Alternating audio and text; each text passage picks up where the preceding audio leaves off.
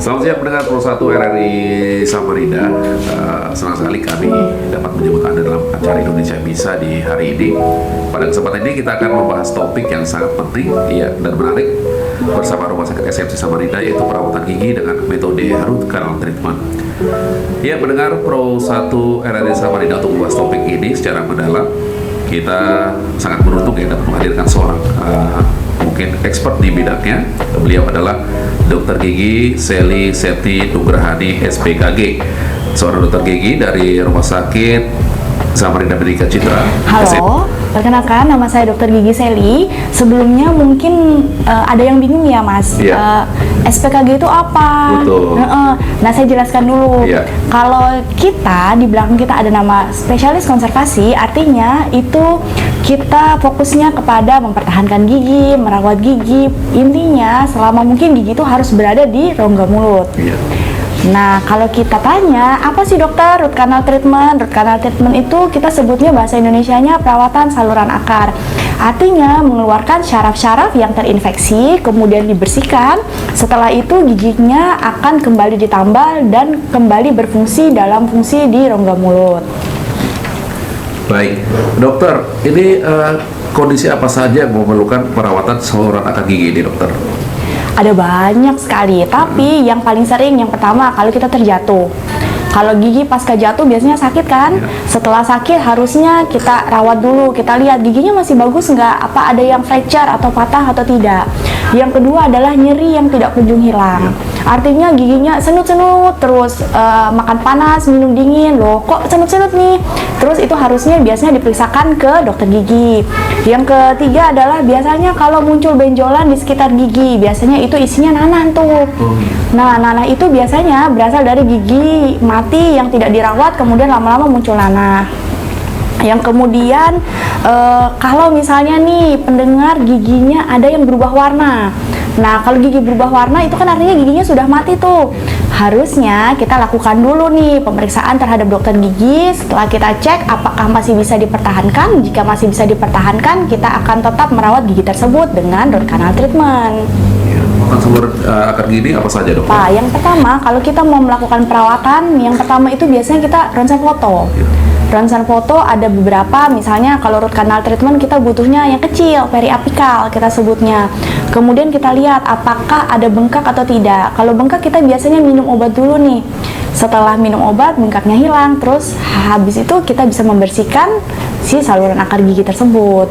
Apa saja yang dilakukan setelah melakukan perawatan saluran akar gigi ini, dokter? Setelah melakukan perawatan saluran akar, biasanya ada beberapa yang kita berikan. Yang pertama misalnya diberikan tambalan sementara. Kalau tambalan sementara artinya satu, kita tidak boleh makan di sisi yang ditambal. Kita makan ke sisi yang berlawanan selama 1 hari. Yang kedua, kita tidak boleh makan selama 1 jam. Yang ketiga, menyikat gigi jangan terlalu kencang karena tambalannya bisa terlepas. Kadang-kadang orang bertanya nih Mas, dok, tambalan sementara ini kuat nggak? Nah, tambalan sementara itu akan kuat. Jadi 1 jam setelah dilakukan perawatan tidak boleh makan. Setelah 1 jam kemudian dipakai makan udah nggak apa-apa karena udah keras. Oke, jadi tidak masalah ya kalau sudah keras ya. Ya, lalu apakah ada efek samping dari perawatan saluran akar gigi ini, dok? Ada. Nah, perawatan saluran akar itu yang pertama biasanya sakit. Kenapa dok sakit? Misalnya nih, kita melakukan perawatan saluran akar, kita matiin syaraf, itu akan terasa sakit. Kadang-kadang pasien bilang, dok kok jadi sakit nih? Nah, sebenarnya sakit itu adalah efek dari obat yang diberikan oleh dokter gigi tersebut. Jadi kalau sakit itu sebenarnya udah benar tuh. Kemudian setelah kita melakukan saluran akar pun kadang-kadang ada rasa sakit setelah kita perawatan. Itu akan hilang sendiri dalam 1-2 hari setelah perawatan. Ya, kalau ditanya soal risiko ini, apakah ada risiko dan apa saja risiko dan komplikasinya yang mungkin terjadi selama atau setelah prosedur RCT ini, dok? Sebelumnya, jika kita tidak melakukan prosedur root canal treatment, biasanya gigi kita tuh bisa bengkak. Kadang-kadang orang bilang, bengkaknya gigi aja nih, nggak apa-apa nih. Sebenarnya bengkak gigi itu bisa menyebar. Jadi pertama cuma di gusi, kemudian ke pipi. Setelah itu sebagian pipi tidak dapat digerakkan karena yaitu bengkaknya dapat menyebar ke setengah area wajah. Iya, dokter, ini seberapa efektif root canal treatment ini dalam jangka panjang, dokter? Apakah ada kemungkinan gigi terinfeksi kembali atau seperti apa, dokter? Efektivitasnya lumayan tinggi, sekitar 80% untuk tidak sakit lagi. Tapi perlu diingat, pasien-pasien harus selalu kontrol setiap 6 bulan sekali ke dokter gigi. Untuk apa, dokter? Untuk melihat apakah satu, ada tambalan giginya bocor atau tidak. Yang kedua, pasca root canal treatment, apakah ada lesi. Lesi itu kita bilangnya kayak sakit gitu gampangnya. Nah, root canal treatment ini setelah dilakukan apakah tidak perlu lagi dikontrol? Enggak, harus tetap dikontrol setiap 6 bulan sekali. Iya. Jadi harus rutin kontrol ya, agar kita mengetahui bagaimana kondisi selanjutnya, dokter ya. Benar. Nah, siapa saja yang cocok untuk menjalani root canal treatment ini, dok? Apakah ada kondisi tertentu yang membuat pasien tidak bisa atau tidak layak untuk prosedur ini, dokter? Setiap orang berhak untuk mendapatkan root canal treatment. Tapi ada beberapa kondisi nih mas yang nggak boleh nih di root canal treatment. Yang pertama adalah kalau giginya sudah benar-benar tinggal sedikit. Artinya gigi tersebut tidak dapat dipertahankan. Yang kedua bisa aja dengan sisa akar. Kita lihat nih kondisinya. Yang ketiga adalah misalnya dia terlalu bengkak. Jadi gigi itu sebagai sumber infeksi yang primar, artinya cuman dia nih gigi yang bikin bengkak. Nah, mau tidak mau giginya harus diambil. Jadi tidak bisa kita pertahankan. Yang giginya tinggal sedikit ya, dokter ya? Benar. Kalau usianya, dari usia berapa boleh melakukan root canal treatment ini, dokter? Root canal treatment itu sebenarnya bisa dilakukan di gigi susu ataupun gigi permanen. Tapi jikalau gigi susu, nanti kita melakukan perawatannya ke dokter gigi spesialis gigi anak. Ada lagi nih. Jadi kalau teman-teman pendengar berada di usia di bawah 18 tahun, silahkan nanti perawatan saluran akarnya ke dokter gigi spesialis gigi anak. Di atas 18 tahun silahkan ke dokter gigi spesialis konservasi. Kadang-kadang orang bilang nih, dokter gigi anak-anak kan nanti lepas sendiri nih, nggak usah lah dirawat. Jangan, karena gigi permanen itu ditarik oleh gigi susu. Jadi kalau gigi susunya rusak, kemungkinan gigi permanennya akan sulit keluar. Itu biasanya tuh sama anak-anak kan gitu kan. Jadi sebenarnya kita harus melakukan perawatan dari pertama kali gigi tumbuh. Apakah itu juga bisa menyebabkan gingsul seperti itu ya, dok ya? Nah, kalau gingsul ini beda lagi nih kasusnya. Kalau gingsul kita sebutnya biasanya karena giginya kan berjejal. Giginya besar tapi rahangnya kecil, artinya giginya ini cari nih tempat di mana nih giginya bisa tumbuh. Nah, biasanya di depan. Jadi itu disebut juga gingsul. Sebenarnya itu penyebabnya adalah giginya besar tapi rahangnya kecil. Dok, nggak rapi nih dok giginya nih dok, berarti kita harus ke perawatan ortodonti. Oke, ada lagi perawatannya tersendiri ya, dokter ya.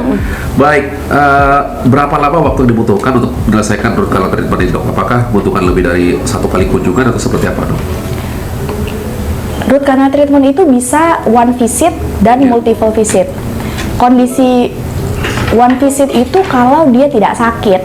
Jadi misalnya nih sakit ngilu gitu terus menerus, kita lihat giginya belum mati, bisa nih kita one visit. Tapi kalau giginya sudah mati berubah warna, biasanya kita perlukan 4 kali visit, 3 kali visit untuk si root canal treatment. Buat apa dok? Bolak-balik dok gitu. Yaitu untuk mensterilkan di dalam saluran akar. Oke, artinya tergantung kondisi ya dok? Benar-benar. Oke, baik, pendengar. Iya. Banyak kasus apa yang datang ke dokter ini, keluhan gigi yang paling banyak seperti apa, dokter? Kemudian tadi bagaimana apa tadi yang kedua ya? Apakah mitos atau fakta ya sirih atau menyusur itu mengunyah sirih itu memperkuat gigi? Ini seperti apa dokter? Yang dikubar, saya Dokter Sally. Saya jawab satu-satu dulu ya Pak. Iya. Pertanyaan Bapak tadi adalah, Bapak tidak enak makan nih karena giginya nggak ada, Iya. benar kan? Nah, mungkin kita bisa lihat dulu nih, karena saya tidak lihat Pak kondisi rongga mulut Bapak. Kemungkinan kita bayangkan bersama, yaitu Bapaknya kehilangan gigi. Iya. Kalau kita kehilangan gigi, artinya gigi itu harus diganti Pak. Kita lihat dulu sisa akarnya ada atau tidak. Kalau tidak ada sisa akar, kita siap Pak untuk melakukan tindakan pencetakan untuk pembuatan gigi tiruan. Dengan penggunaan gigi tiruan, Bapak akan jauh lebih enak untuk makan. Nah, gigi tiruan itu bisa dipasang di seluruh rongga mulut. Bapak boleh pasang di seluruh dokter gigi. Jadi datang aja ke dokter gigi, bilang mau bikin gigi tiruan, nanti dicek. Kalau tidak ada sisa akar langsung dicetak, tapi kalau ada sisa akar biasanya kita cabut, kita sembuhkan lukanya, terus kita pasang Pak. Kemudian bertanya nih, dokter, gigi apa yang paling sering berlubang? Iya. Kasus yang paling sering saya tangani yaitu benar Pak, saya kan konservasi, berarti kan gigi berlubang. Iya. Gigi yang paling sering berlubang adalah gigi geraham bawah, kanan maupun kiri. Kenapa dokter? Karena gigi tersebut adalah gigi permanen yang pertama kali tumbuh di rongga mulut. Jadi gigi itu udah lama banget nih kita pakai.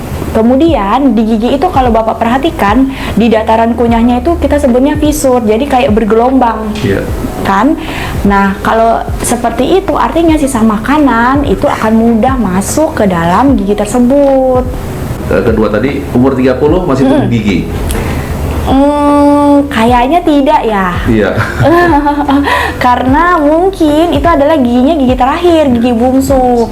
Jadi gigi kita normalnya ada 28, gigi bungsu ada tambahan nih 4, jadi 32. Dok, kok baru tumbuh? Mungkin satu baru sakit, jadi kita baru ngeh nih, oh ada ternyata, baru ronsen kan, jadi kelihatan.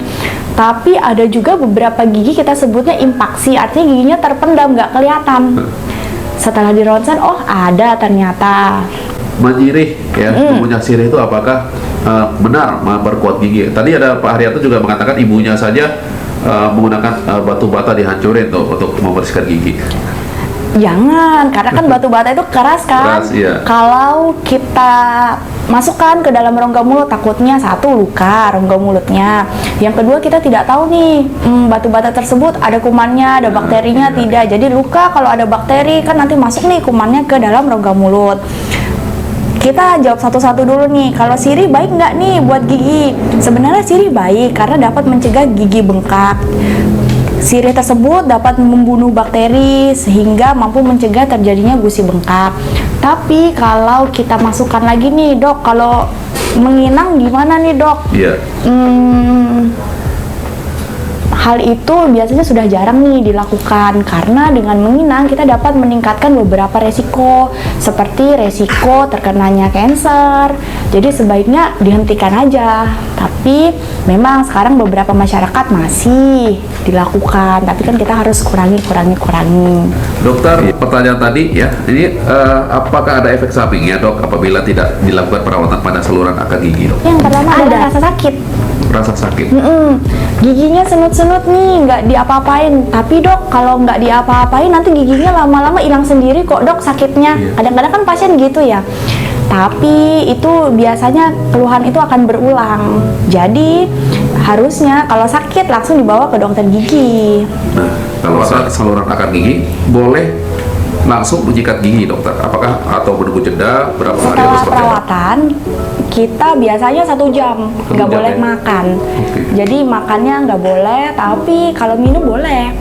1 jam tidak boleh makan, tidak boleh dipakai menggigit. Jadi gigitnya di sisi berlawanan dari gigi yang dirawat. Kemudian sikat gigi boleh. Jadi setelah ya? 1 jam tambalan gigi itu akan keras. Nah setelah keras silakan mau makan, mau minum, mau sikat gigi pun boleh.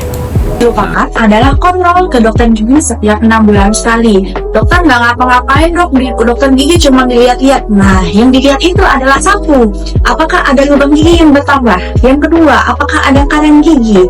Yang ketiga adalah apakah ada gigi yang retak atau tidak, atau ada gigi yang sakit atau tidak. Gusinya gimana? Gusinya bengkak atau tidak? Nah, para penyiar boleh nih kalau mau periksa boleh ke Rumah Sakit Samarinda Medika Citra. Di sana nanti ada baru nih dokter gigi, silahkan.